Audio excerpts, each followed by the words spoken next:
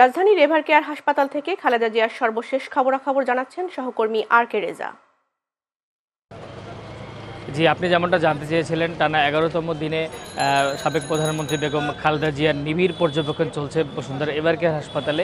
ইতিমধ্যে ঠিক মেইন ফটকে অতিরিক্ত আইনশৃঙ্খলা বাহিনী মোতায়েন করা হয়েছে।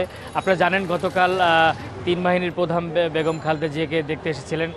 মধ্যরাতে জামাতের আমির শফিকুল ইসলামও তিনি এসেছিলেন।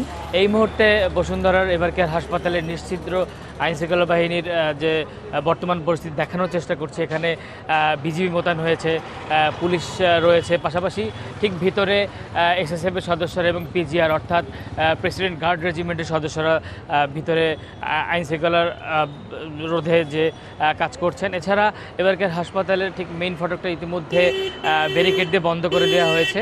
এখানে যে কোনো ধরনের জন্য যারা চিকিৎসা নিতে আসছেন তাদের কোনো চিকিৎসাতে ব্যাহত না হয় সেই দিকটা এখানে পুলিশ এবং বিজিবি দেখছেন। আমরা শুনেছি যে যুক্তরাজ্যের একটি medical team Bashundhara ever care হাসপাতালে বেগম খালেদা জিয়াকে মেডিকেল বোর্ড গঠনের মাধ্যমে একটা চিকিৎসা দেওয়ার কথা রয়েছে।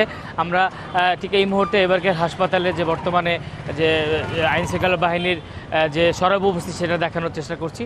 যদিও বারবার বিএনপি এবং প্রশাসন থেকে বলা হচ্ছে যে এখানে যেন অযথা কোনো উৎসুক কোনো জনগণ ভিড় না করে।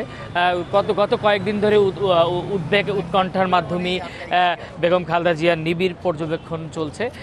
বিএনপি থেকে জানানো হয়েছে যে একমাত্র দেশ এবং জনগণের কাছে তার চিকিৎসার জন্য রাব্বুল আলামিনের কাছে দোয়া ছাড়া আর কিছুই কারণে একমাত্র রাব্বুল আলামিনই পারে তাকে খুব দ্রুত সুস্থতা এনে দিতে। তবে বিএনপির পক্ষ থেকে আরও জানিয়েছেন যে সাবেক প্রধানমন্ত্রীর ছেলে বিএনপির ভারপ্রাপ্ত চেয়ারম্যান তারেক রহমান খুব শিগগিরই দেশে ফিরবেন।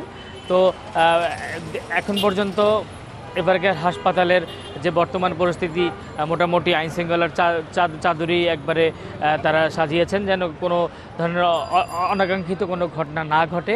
আমি এখানে বিজিবি দেখতে পাচ্ছি, পুলিশ রয়েছেন, এখানে আর্ম ফোর্সেস এপিবিএনের সদস্যরা রয়েছেন। ঠিক মেইন ফটকে যেন কোনো ধরনের উৎসুক জনতা এবং এখানে যারা চিকিৎসা নিতে আসে তাদের কোনো চিকিৎসা ব্যাহত না হয় সেই বিষয়ে তারা দেখভাল করছেন। তো রাজধানীর এভারকেয়ার হাসপাতালে এই মুহূর্তে যে গণমাধ্যম কর্মীরাও রয়েছেন, সকাল থেকেই গণমাধ্যম কর্মীরাও এখানে প্রবেশ করেছেন। তো মেডিকেল টিম যদিও আসার কথা রয়েছে, মেডিকেল টিম ইউএসএ থেকে আসার কথা রয়েছে। মেডিকেল টিম আসার পরে খালেদা জিয়ার পরবর্তী কী নির্দেশনা আসবে সেটা চ্যানেলসের মাধ্যমে পরবর্তীতে আপনাকে জানানোর চেষ্টা করব। তো এই ছিল আমার কাছ থেকে বসুন্ধরা এভারকেয়ার হাসপাতাল থেকে বেগম খালেদা জিয়ার স্বাস্থ্যের সর্বশেষ অবস্থা।